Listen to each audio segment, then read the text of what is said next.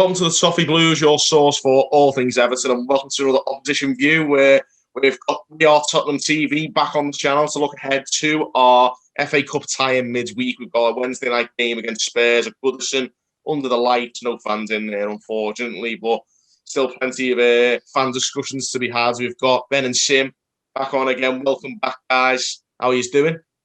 Yeah, all good, mate. I mean, we're back on the back of 3 points now after being in the wilderness for a few games now. So happy to get back to 3 points. And now looking forward to this game on Wednesday, which I probably wasn't last couple of days. Yeah, we're feeling a lot better, aren't we? Yeah. Just feeling a lot better. I think happy to get smiles back on our faces. Kane's back, 3 points, clean sheet. You know, it's interesting what a win can do for you. I mean, I know it was only against West Brom, doesn't matter. But it doesn't matter. Any 3 points is welcome right now. Absolutely. I mean, we were probably in a similar position when at the time started, to be honest, in our game. We were feeling very despondent. I mean, speaking for myself, at least, I was feeling very despondent about our game on Saturday when, the ball went up for the added time and to score with the last kick of the game. And I know it was only a draw, but it was just one of them. It was important to give us a little bit of a lift going into this game because the performance against United wasn't that good. But we still scored 3 at Old Trafford when we didn't play that well, so I'm not going to complain about that.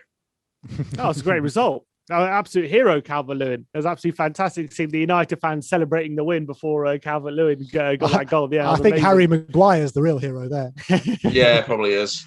But it was definitely one of them. I mean, it's a positive result to come away from Old Trafford with 3 goals and a point in the end, at least. Of course. We can probably go into this game with a bit more positive momentum than we would have otherwise had that goal had nicked the back of the net in the last seconds. Obviously, going into this game, we spoke about Calvert-Lewin there. He scored the winner when we last played you guys in the game. I'm just going to say the Lane, but it's just the Tottenham Hotspur Stadium now, isn't it? But yeah, just call it the Lane. We're happy with that name.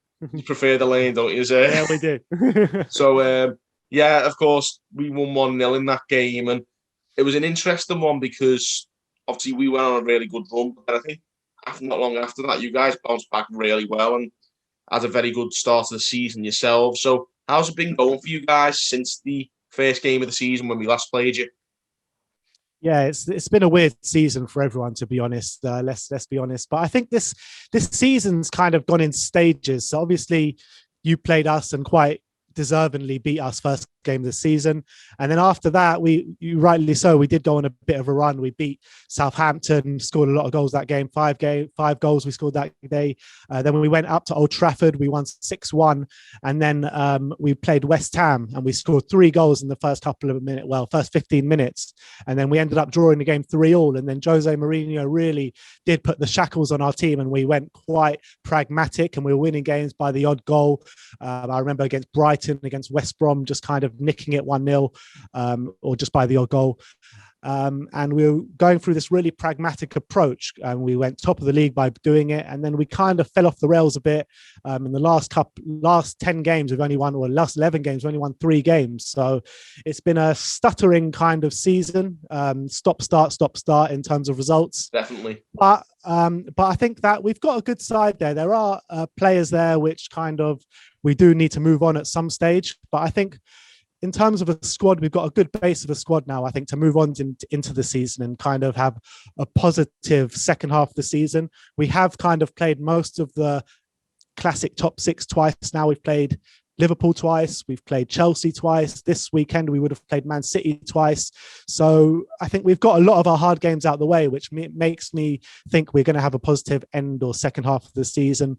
But in terms of the way the whole season's gone, kind of fell flat the last 10 Yeah, it has kind of fallen flat the last 10 games, but I'm hopeful going into the season now.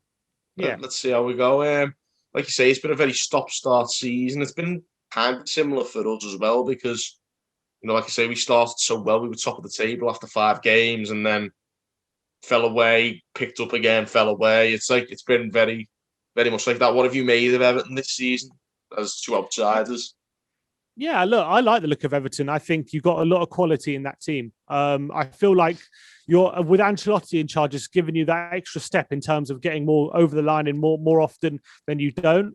I think he's turned a lot of your defenders, which were previously seen as average, like Michael Keane and Yerry Mina, and these people who people didn't like that much, especially a couple of seasons ago. People who thought these guys are average defenders and they're never going to get Everton anywhere, and he's turned them into solid defenders and actually capable of keeping clean sheets, being pragmatic and keeping top teams out. I would say that a few times, as we've mentioned before, like against Newcastle a couple of weeks ago and beginning of the season, you kind of have run out of ideas a bit when you've gone behind, which has been a bit of a problem. I feel like when James is a bit off form, I feel like Everton struggle a bit. They rely on him a lot for creativity. But when you've got a striker like Calvert-Lewin, who's so physically come into his own this season, he's so good in the air. He's able to compete physically with centre-backs. He's always a very good outlet for you guys. If you're struggling to create, you can always lump the ball to him and he can hold it up and he can flick things on. The only worry I would say from an Everton point of view is the form of Richarlison, because I just don't think he's been that great this season. And obviously, when he's on song, he's your star man and he's such a big threat. He gives you that X factor when he's playing well. And I think he needs to up his game this season, because I think 2 goals he's got in the Premier League? That's nowhere near, or something like that. It's something like that, yeah. Low, something really low. He had, like, for a player of his quality, he has to be doing a lot more than that. And he has to be one of your main threats. He should be getting 10, 15 goals. Like that. That's the kind of striker he is. So that's the one worry I'd give to Everton. But I think with that solid midfield you have of Decore, Alan when he's fit, Andre Gomez gives you a solid base, and then those forward players when on song can hurt anyone. So I think you're a solid side. I think that is the issue, I think, was that we've got a very solid first team, but there's a lot of average players who we have to call upon if we're missing a few of those. You mentioned Alan there. He's been out for a while. He's touch and go for this game. He's just getting back to fitness. So whether he'll play, I'm not too sure. As for the others, Decore, you're right, he's been a really good addition to the midfield, but there's a lot of other midfielders. Andre Gomez is an example of it, I think. Players who really blow hot and cold. Like, he's been playing quite well lately, but he was very poor for large periods of the season. Gylfi Sigurdsson, you guys will know him quite well. He's another one who can be great sometimes, but when he's not good, he's very, very bad. Sigurdsson's always that player he did great at Swansea twice, but whenever he's asked to take that next step into that higher level, he just hasn't made it. He seems to be. I think he can do it on a consistent basis, Sigurdsson. Yeah, I think he's one of those. I think he's a big fish in a small pond, isn't he? He likes to, like at Swansea and Reading, he was the star man. And I think he relishes that. When he's maybe a more like just a cog in a bigger machine, maybe. I'm not sure if he's suited to that. He has like struggled the last year or so. Well, I think as well, when he's at Everton and when he was at Spurs, I think he's asked to do a lot of the defensive work as well. He's asked to track back more. He's asked to get involved more physically. Whereas at Swansea, he kind of just played in that hole and was kind of had all the other runners doing all the running for him. Yeah, he has a free rein, I think, at Swansea.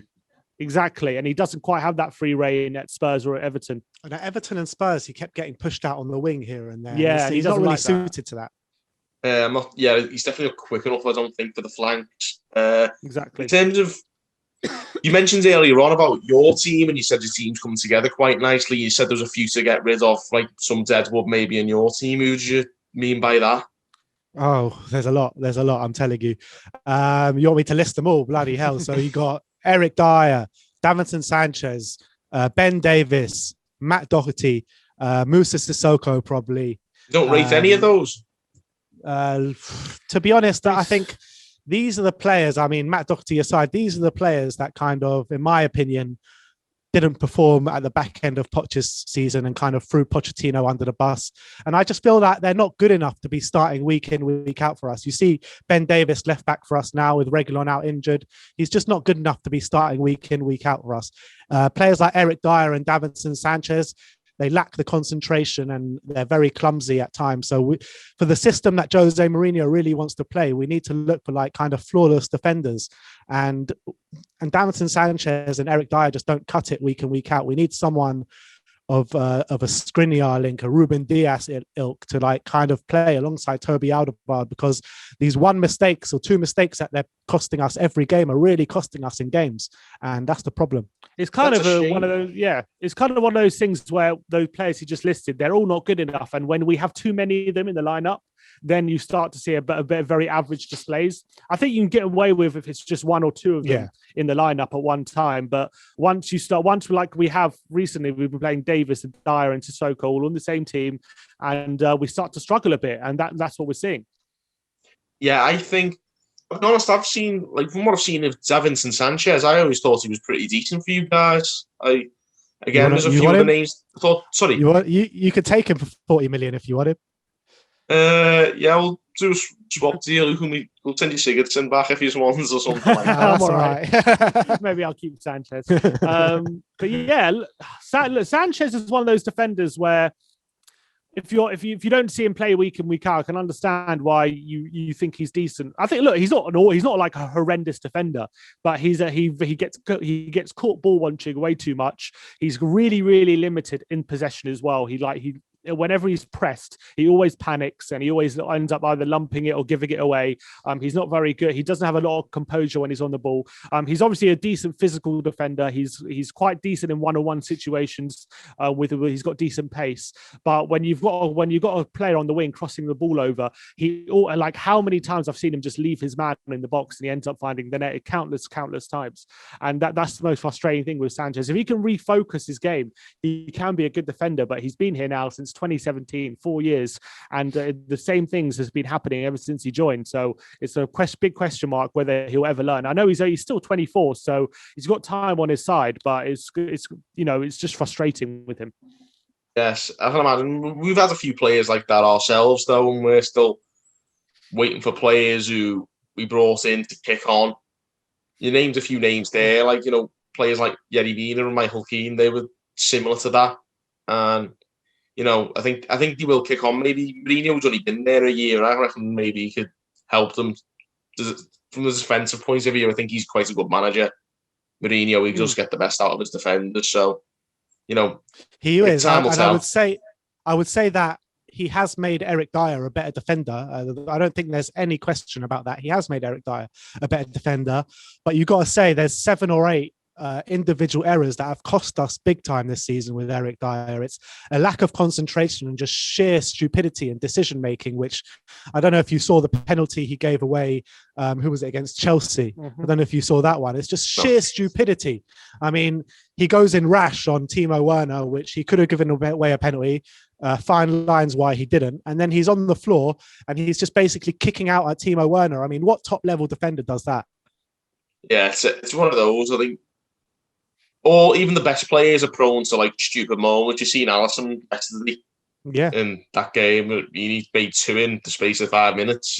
Yeah. These things can happen sometimes, but like you say, when it's happening on the regular in games, it gets to a point where sometimes you've got to like swap things around a little bit, try someone different, because you can't expect to have a perennial, someone who's a perennial mistake maker basically in your team and expect to do well. I mean, we've seen it this season with Jordan Pickford. Is probably been the best example of that kind of situation with us. He's very prone to errors and it's cost us points. Definitely. And when it's at centre-back position or the goalkeeper position, you really need to make a change quickly, because it really does cost you in games and you start losing points quite quickly. Absolutely. Obviously, like I say, Jordan Pickford's injured at the moment, so I think it'll probably be Robin Olsen playing for us. And I'll be honest, he had a bad game as well against Man United. He made a mistake for their third goal as well. He should have stopped that. He slipped, didn't he? Yeah, he did, yeah. So, it's not looking great for us from the goalkeeping perspective, but I'd still stick with Robin Olsen from now till the end of the season, because really, wow. He's only got he's got a couple of errors in him, but it's not like an error every other game like Jordan Pickford seems to be doing lately. So I think how is Pickford still England's number 1? Don't ask me. I'm astonished he's still. I mean, up until this injury, he was still Everton's number 1 as well, and that surprises me. Yeah, but it's one of those. It's just it's always difficult to drop a goalkeeper. You don't want to chop and change that position, do you? But sometimes you've got to. Exactly. Sometimes needs must. You got to sometimes the axe has got to fall. And exactly. I mean, 100%. by terms of it, it's actually been an injury that's led to this, but it might actually help us in the long run. It'll be a blessing in disguise. In terms of, you talked about some of the bad players at Spurs. Who's been Spurs' player of the season so far? It's got to be Harry Kane. There's It's only got to one be name, Harry isn't it? Kane. I mean, he's been a man reborn this season. I mean, everyone knows Harry Kane's been absolutely brilliant since he's broke into the side, been one of the best players in Europe, never mind the Premier League. But this season, he's taken his game to an absolute new level. He drops deep. He's our best attacker, best midfielder, best defender, literally all over the park. He's absolutely sensational. And aside from that, you got to give special thanks to Heung-min Son and Tanguy Ndombele as well, because both of them are And absolutely Ndombele's been good, hasn't he? Yeah. Yeah, Ndombele's really come along this season after his struggles last season, and he came to blows with Mourinho a few times. They've really set aside their differences, and he's turned into an unbelievable central midfielder for us. He's been playing in the number 10 a lot this season with his dribbling ability and his eye for a pass. But as of yesterday, we moved it a bit deeper. So we moved him into a deeper central midfield position, which hopefully will be his position from now to the end of the season, because that's where I think that's where we see a future for him, and allows us to play another attacking midfielder in there as well, and allows us a bit more quality in the centre. So he's been great. As my brother said, Harry Kane has been unbelievable, and obviously Heung-min Son has been so clinical in that partnership as well. He had something ridiculous, like before a few games ago, he had something like a 50% conversion rate, which is an absolute joke of a finishing ability throughout the season. So he's obviously been amazing. Aurier as well had a very underrated season at right back. He's been really good, apart from a couple of really bad mistakes. He's been really solid. And Put Reguilon in there as well. And Reguilon. Reguilon, I was going to say Reguilon. I wasn't sure whether that was a good move for you guys when you got him, and I was a bit skeptical, but he's done excellent, and it's a big loss, I think, for you guys that if he, like you say, how long's he been out injured now? Yeah, he's been out the last couple of games, and it looks like he's going to be out for the majority of February as well. So it's a big loss for us. But one player who I really want to mention as well is Pierre-Emile Højbjerg. He's come in and completely transformed our midfield. I think he's pretty much had a similar impact to what Alan has had for you guys. I mean, I saw him first game of the season on his debut against us, and he kind of just hit the ground running on his first game. He takes no shit in the middle there. And I think Pierre-Emile Højbjerg does that. But what's really impressed me with Højbjerg, which I didn't know he had in his locker before he came to Spurs, was his actual passing ability and attacks started from kind of deep into the midfield. So he's already he's had 3 assists in his last 4 games. So I think that's something in his locker which nobody knew he had. So apart from that, he's our midfield general. He really is. And we can't play without him. We really can't. And he nearly signed for Everton. He did nearly sign for Everton. Yeah, it was not long. Like, I think it was in the end. I think we ended up going for Alan, I think. And yeah. I mean, I understand why we did, because obviously he's a Carlo Ancelotti regular, isn't he? Is one of his star men at Napoli as well. Yeah, and I think that was a big thing for us in the summer. Is obviously we were very poor last season, and we needed somebody who Carlo wanted people he could trust to put a shift in, and that's really changed us this season. I think that's like having the hard workers in this team. It's just helping us get results that we wouldn't have got last year. Mm-hmm. And same, I think, like you say, with Højbjerg, I think we wanted him as well, and we didn't end up getting him. I wasn't sure. I watched him play against us on the opening day, and I didn't think he was that good. But every game I've seen him since, he's been excellent. Yeah, he was poor that day, opening game of the season. He really was. And even I started questioning, is this the guy that we really needed? But since that game, he's been absolutely brilliant. I mean, like I said, he's been ever present for us in the Premier League this season. I think the only player, I think it's the only player that's been ever present for us. Maybe Hugo Lloris as well. Yeah, I think he is. And I think he's pretty much played really well in every game apart from that Everton game. Yeah, so we'll have to see how he gets on. Obviously, Mourinho in the dugout, how do you think he's been doing? It's a difficult one to judge Mourinho at the moment, because obviously he had a great start to the season. Things were going well, and then obviously we leaked all those goals against West Ham. We showed that with defence, and then that seemed to be working for a time, so winning games. But I would say, since we lost at Anfield 2-1 and that last minute goal from Firmino, something seemed to change within the team. They seemed to lose a bit of confidence, and he seemed to lack the ability to have to switch things up in terms of, we were very pragmatic, but we need to start creating more chances again to give the team a bit more confidence going to the next few games and score a few more goals. And that didn't happen. We still were sitting back a lot, still allowing the opposition way too much encouragement, giving them a lot more too much possession, and not forcing ourselves on the game.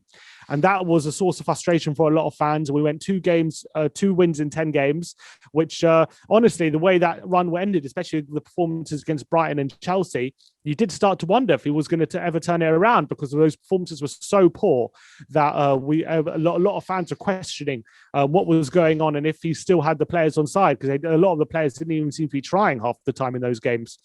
We have got back on track against West Brom. We have to see how long, if we can really build on that performance and move forward on that, because we are in a bit of a rut at the moment. But that seemed to stop the rot. Obviously, having Harry came back helped a lot. I think in terms of how he's doing, like, we're still in all the competitions. We're still in. We've got a League Cup final to look forward to. We've got obviously Europa League and this month. In the league, we're still battling out for top 4. We're still in and around, in and amongst it. If we can go on a good run, obviously that propels us up the table. That goes for a lot of teams. So, there's still all to play for, but there are definitely question marks. And I think if we can beat you guys on Wednesday, things look a lot rosier. But if we lose and it cuts off another avenue for a trophy, there will be a bit of anxiety going into the last half of the season. I think at the moment, as long as all options are open to us to get that trophy monkey off our back, I think we'll persist with him. But things can go wrong very quickly in this season. We've seen that with the games coming thick and fast. So I think at the moment, the jury's still out. I think he's doing a decent job, but we'll have to see where we are at the end of the season to truly judge him. Definitely, I do think if we can get a result against you lot on Wednesday night, if we can get a result and go through in the cup, then I do think the good feeling will really start to come back within the players, and the confidence will start coming back. And hopefully we'll see a much better performance against Man City. So I think a lot is actually riding on this game Wednesday night. Yeah, well, the big question is, obviously, I think you mentioned the trophy situation. We're in even worse rut than that. It's been like 25 years now, and it's an absolute embarrassment for the club, to be honest, to have gone this long. It means a lot to the fans. And in terms of where it's balanced in terms of priorities, what does it mean for Spurs as well? Is it like what's the priority almost? Number one. What Almost, trophy? You'd have to say. It depends what trophy, because I think that if you finish outside the top 4 and win a Carabao Cup, I would still think you would say that Spurs had a poor season. I don't think a Carabao Cup propels you into having a good season. And I would say that if we finish top 4 and won a Carabao Cup, I would say that's probably par for what we're trying to achieve this season. If we were to finish top 4, win a Europa League and a Carabao Cup, then I would say we've had a really good season this year. So, but we didn't bring in Mourinho to not win trophies. I mean, we brought in Mourinho for the one specific reason, is to get us trophies. But you would still say if we won a Carabao Cup and finished outside the top 4, does that save his job? Depends how badly. I think Champions League is the be all and end all this season. Champions League, obviously we won Champions League. Yeah, look, we need Champions League football. Obviously, I'm not doubting that, but I'm saying he wasn't brought in for top 4. He was brought in for trophies. That was what his mission was when he was first appointed. That was what was missing from the Pochettino era. We played great football. We had top 4 finishes all day, all night, but we couldn't get that elusive trophy off our backs. That was more Mourinho was brought in for. So that has to be his main priority. Even if I'll be very disappointed if we do finish top 4, don't outside the top 4. But if we do get a trophy, I think that's his main objective. I really believe that's his main objective this season. Obviously, we've got Europa League trophy gets you into the Champions League. So that'll probably be one of his priorities as well. But yeah, trophy is a massive priority for us this season. But would you be happy finishing outside the top 4, not winning the Carabao? I think it's not a successful season at all. I really top believe 4 and no trophy a successful season. No, but I could live with it. Yeah, and can I live with top 4? Can I live with 5th place in the Carabao? Nah. What, you sack him with that?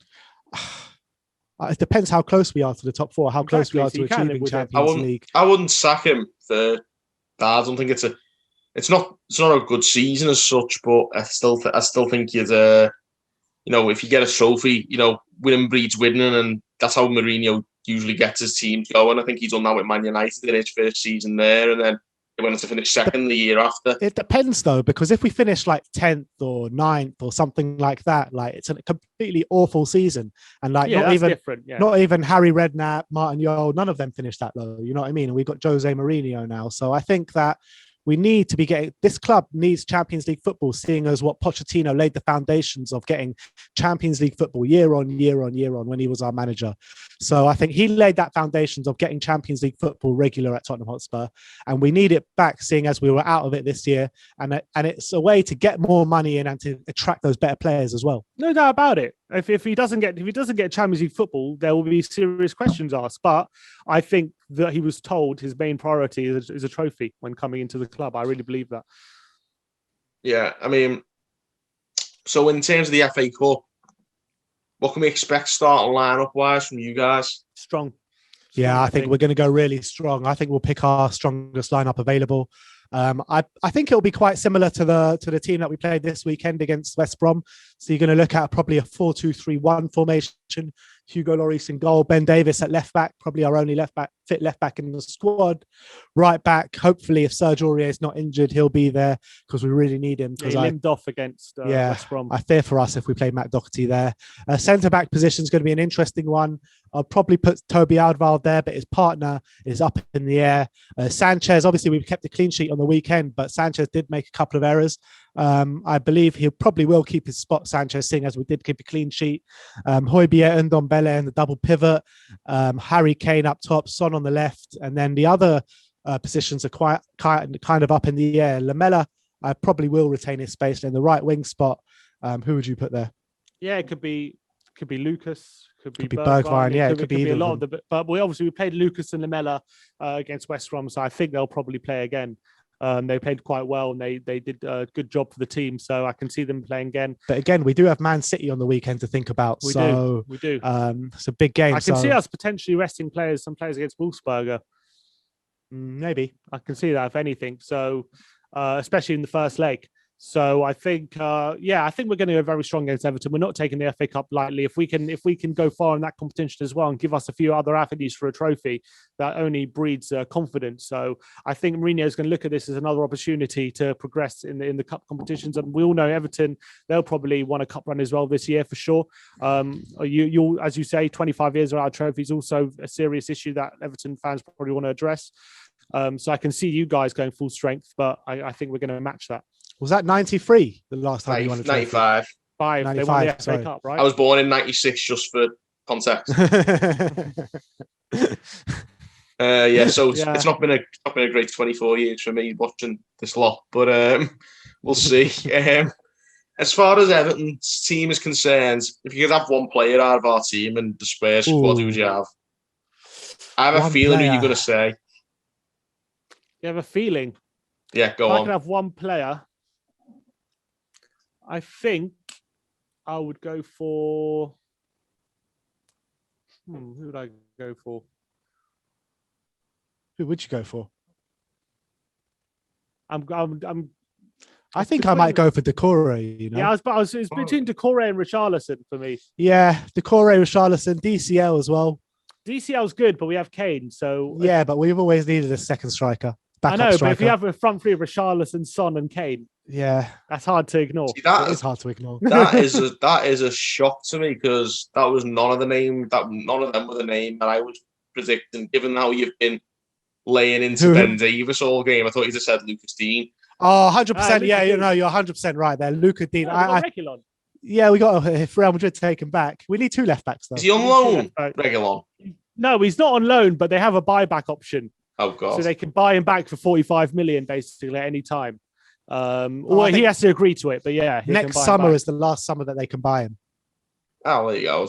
He'll probably be all right there, but I hope so. But Lucas Dean is a player that I really do love. Lucas Dean. I think he's a top quality left back, and yeah, he's definitely one I would take. I mean, who's your right back? Seamus Coleman. You'd be absolutely insane if you wanted him. He's been wrecked this season. He's finished as a player. Mason Holgate will probably play the right back for us. We tend to, against the top sides, we play like a back four of entirely centre backs. In And terms of the core, though, I think he's a perfect replacement for us for Sissoko. I can see where you're coming from with that. I'm surprised that you don't rate Sissoko. Every time we've seen him, I thought he's pretty decent. Drives us forward. He does. He drives us forward. He's good, but he lacks quality on the ball big time. He rarely can. So does the core, though. Very similar.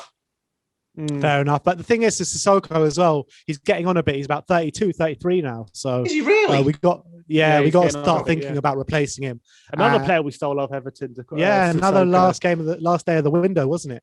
That was another one, yeah. Well, that's been Tottenham tradition for about 15 years. Harry Redknapp made a career out of Harry Redknapp. Anyone in David Moyes scouted when he was Everton manager, Redknapp just sneaked because he's had more money than us. Fair enough. Sorry about that. So I don't know. We'll finish up anyway, guys. We're going to finish up anyway with let's do our predictions. How do you see this one going, guys?